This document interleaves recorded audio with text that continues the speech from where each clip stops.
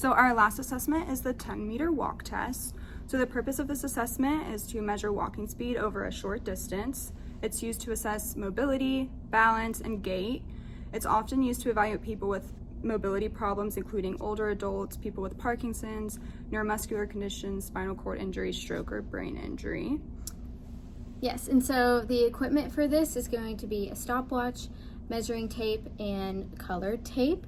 And so what the client will be instructed to do for this assessment is we have marked 10 meters and we'll have 2 meters at the beginning where the client will be instructed to reach their normal speed, and that's when the timer will start. And once they get to the 8-meter mark, that's when the timer will stop, and they have the remaining 2 meters to gradually slow down and come to a stop. So we will demo this, but just know that the first 2 meters and the last 2 meters of the full 10 are used as kind of like a start up and then a slow down. So now Maddie is my client, and just before, as we noted previously when explaining the demo, this is going to be the full 10 meters. As you can see, this starts the 10, and then this would indicate the 2 meters where she would be, in this case, since she's coming all the way down, this would be her slowing down point, and I would start the timer at the other 2 meters that is down on her end. Yep, right there. And something to note is that we do a normal and a fast-paced time just to help establish certain data and understand what her various walking speeds are.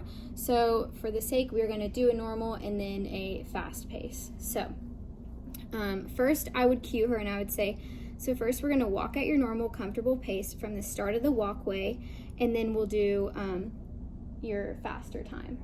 And just as a reminder, I would be timing her once she got to the 2 and then once she got to the 8.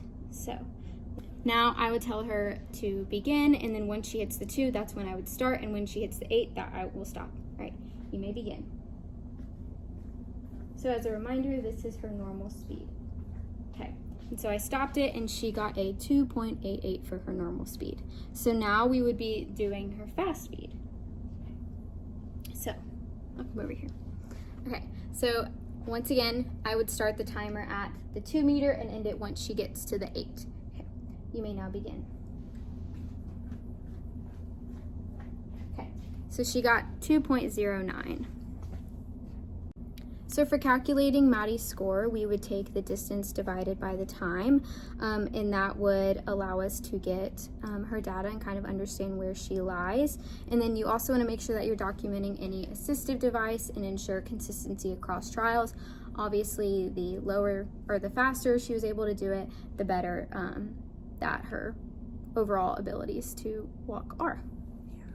So the critique for this assessment, some pros is that it's quick to administer, it uses minimal space, it's just the 10 meters, and then it provides a direct and easy interpretable gait speed metric, which is strongly linked to functional mobility and outcomes for patients.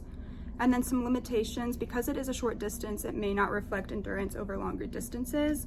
Deceleration and acceleration phases must be handled carefully to assure accuracy. And then the variation in setup, having the acceleration and deceleration zones marking, and the assistive devices can influence the results for the patients. So adhering to the protocol is very key. Yes, and just to go over some practical implications, you are able, to use this assessment when you need a quick assessment of gait and mobility. As you saw, it was a pretty straightforward and quick assessment. You're also able, just like the other assessments, able to track changes over time, which is good for understanding where your client was at pre and post assessment, or pre and post therapy sessions per se. And because gait speed is a strong prognostic indicator, we can integrate this assessment into, your overall mobilization and evaluation battery. So it just kind of helps you paint a picture alongside those other 2 tests that we've talked about before. And as previously mentioned, recognize that if a patient is using an assistive device, you need to document it and make sure that it's consistent across testing.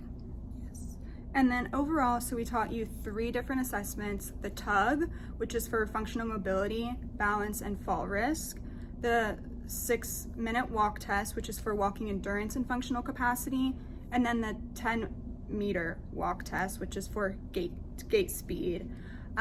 So we demonstrated each of these protocols, we discussed our critiques and practical implications, and then we hope now that you'll be ready to administer these assessments on your own.